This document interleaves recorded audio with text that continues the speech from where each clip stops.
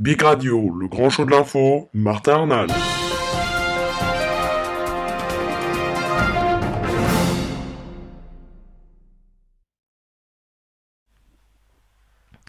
Bonjour à tous et bienvenue, merci d'être avec nous sur bigradio.fr, c'est parti pour le grand show de l'info, l'édition du mardi 14 mai 2013. Aujourd'hui nous sommes avec Marie-Christine Patoureau. Bonjour à vous Marie-Christine. Bonjour à tous. J'espère que tout va bien pour vous, ça fait longtemps que vous n'étiez pas présente. Voilà, il y a eu les vacances, il y a eu plein de choses, oui, ça va tout très bien. Et vous êtes de retour pour nous parler de l'actualité espagnole et surtout, aujourd'hui, l'actualité latino-américaine. Voilà, parce qu'après tout, l'Espagne et puis les latinos sont très très proches Eh par oui. la langue et beaucoup de coutumes. Alors Oui. on va parler de Cuba, qui reçoit les premiers avions de sa nouvelle flotte en provenance d'Ukraine. Alors Cuba a reçu en Ukraine le premier des 6 avions en 158 commandés pour renouveler sa flotte aérienne. Un symbole fort de coopération entre l'Europe et les Caraïbes. Un contrat bilatéral relie l'Ukraine et Cuba, dans lequel l'Europe fournit de nouveaux avions pour la flotte cubaine. Ricardo Santillan, vice-président de l'Institut cubain d'aéronautique civile, s'est exprimé lors de la remise de ce premier avion.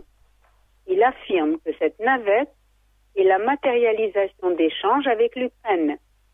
Ces contrats répondent à une demande insuffisante dans le secteur des transports selon lui. La suite de la flotte devrait être livrée dans le courant du mois de juillet et les suivantes en 2014.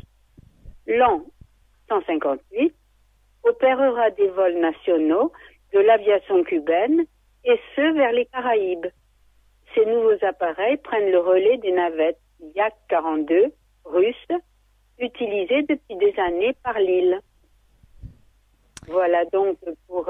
Cuba qui reçoit les premiers avions oui, de sa nouvelle flotte en provenance d'Ukraine, avec l'Ukraine, oui. la mondialisation. C'est Alors vrai bon, c'est sûr qu'ils sont toujours en relation avec l'Europe. Et puis, Oui. Marie-Christine, le Brésil. Alors oui, alors le Brésil, on va en parler un petit peu.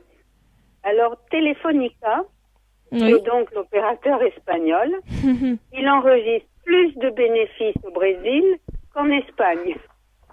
Alors Telefónica a vu ses bénéfices augmenter de 20,6% Ah oui. au cours du premier trimestre de l'année, soit 902 millions d'euros. La compagnie espagnole connaît un revirement historique. Ses recettes sont maintenant plus importantes au Brésil qu'en Espagne. Cependant, l'augmentation du chiffre d'affaires n'est quand même pas suffisante pour que ce soit que ça relève vraiment qu'il y a toutes les pertes, quoi. Oui. Oui. Et le Brésil est maintenant le principal marché de Telefónica. Ses recettes ont augmenté aussi de 3% et atteignent donc les 3 263 millions d'euros. La compagnie renforce donc sa place de leader du marché, la qualité de son service commercial y est également pour beaucoup. Pour preuve, l'augmentation de 17% des signatures contrats clients et 88% de la vente des smartphones. Voilà, donc on voit que c'est sympa, quoi. Effectivement, voilà donc pour Telefónica qui enregistre donc plus de bénéfices au Brésil qu'en Espagne, c'est quand même étonnant. Étonnant, oui. Très bien, Marie-Christine, merci pour toutes ces petites nouvelles. Oui, voilà. Il y a aussi en ce moment à Madrid l'immobilier qui est vraiment pas très cher. Hein. Et On puis, voudrait acheter des appartements, des choses, c'est vraiment très très beau pour pas très cher. Et puis Ouais. Marie-Christine, maintenant, on passe au bloc-notes, nouvelle petite chronique dans ce grand show de l'info. Et le bloc-notes, cette semaine, part en Espagne, encore une fois, et Oui. 9,32 millions investis pour soutenir Madrid 2020.